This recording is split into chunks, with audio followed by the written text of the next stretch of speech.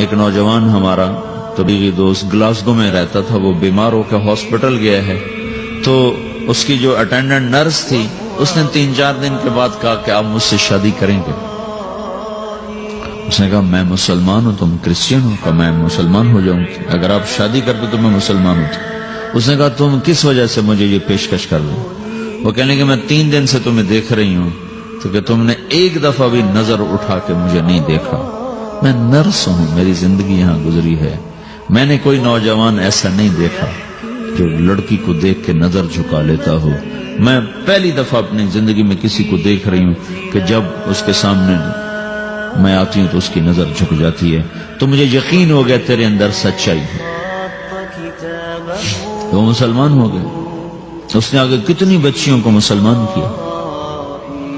پھر اشفاق احمد صاحب مرحوم تھے، یہ ڈرامہ رائٹر، ان سے اچھی سلام دعا تھی میری، تو ایک دن مجھ سے کہنے لگے کہ میں تبلیغ کے کام سے متاثر ہوا ہوں انگلینڈ جا کر، پاکستان میں نہیں انگلینڈ جا کر، تو میں ایڈنبرا میں پارک میں بیٹھا تھا، میری بیوی میرے ساتھ بیٹھی تھی، تو ایک جماعت آئی، انہوں نے آ کر اذان دی مغرب کی اور نماز پڑھی۔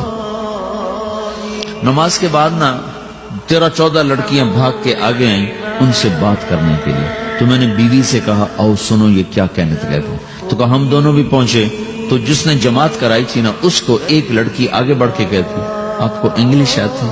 کہی آتی ہے۔ کہی آپ نے کیا کیا ہے؟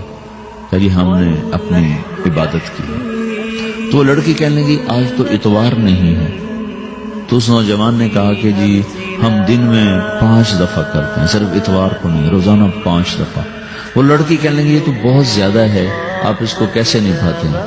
تو اس نے اس کو جواب دیا، 2-3 سوال اس نے اور کیے، جواب دیا، تو کہنے لگی اچھا بہت مہربانی، اس نے سے ہاتھ بڑھایا آگے ملانے کے لیے تو وہ نوجوان کہنے لگا میں آپ سے معافی چاہتا ہوں، میں آپ کو ہاتھ نہیں ملا سکتا۔ تو اس لڑکی نے کہا کیوں؟ کہ یہ ہاتھ میری بیوی کی امانت ہے اور کسی کو نہیں لگ سکتا۔ تو لڑکی کھڑی تھی، وہ زمین پہ گر گئی، صرف اس بہت وہ زمین پہ گر گئی، کھڑے کھڑے وہ زمین پہ گر گئی، اور وہ بچوں کی طرح رونے لگی پھوٹ پھوٹ کے، اور کہنے لگی وہ لڑکی کتنی خوش قسمت ہے جس کے تم خامد ہو، کاش یورپ کے مرد بھی ایسے ہی ہوتے۔ جس رب نے نفسیات بنائی ہے وہ اگر کوئی عورت کپڑے اتار دے تو اس کی نفسیات بدل جاتی، چاہے وہ مغرب میں پیدا ہو چاہے وہ مشرق میں پیدا ہو۔ عورت کی نفسیاتی حیا ہے اور وفا ہے، کسی وفادار کی تلاش ہے، تو وہ اس کو پتہ بھی نہیں ہے کہ مشرق کا حیا کیا ہے، لیکن وہ اس کو اللہ نے عورت بنایا ہے، اس کے اندر کی وہ نہیں مر سکتی چیز۔ کاش یورپ کے مرد بھی ایسے ہوتے۔ اور آنسو پوچھتی ہوئی وہاں سے اٹھ کے چل دی۔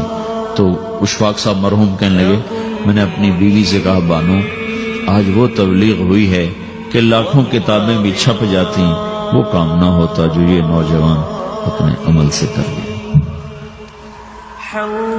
تو میرے عزیزو کٹی پتنگ نہ بنو، اپنی کٹی پتنگ کی منزل کوئی نہیں رہتی۔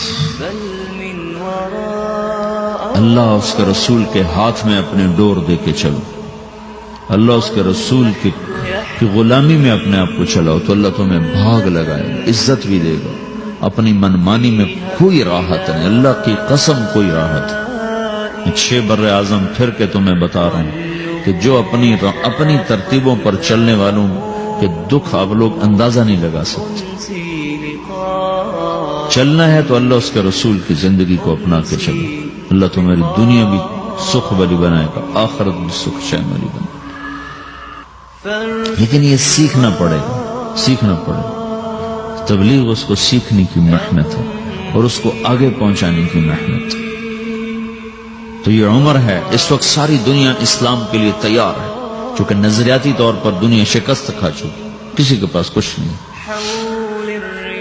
تو ہمارے پاس ایک ایسا خوبصورت نظریہ ہے کہ جو ان کو بڑی تیزی سے اپنی طرف کھینچ سکتا ہے، اور اللہ کا احسان ہے کہ تیزی کے ساتھ نسلوں کا رخ اللہ کی طرف ہو رہا ہے۔ تھوڑی ہمت کرو، چھٹیوں کا وقت تبلیغ میں دو، باقی وقت اپنی تعلیم کو دو، گھر جاؤ تو ماں باپ کے خادم بن کے رہو، نوکر بن کے رہو۔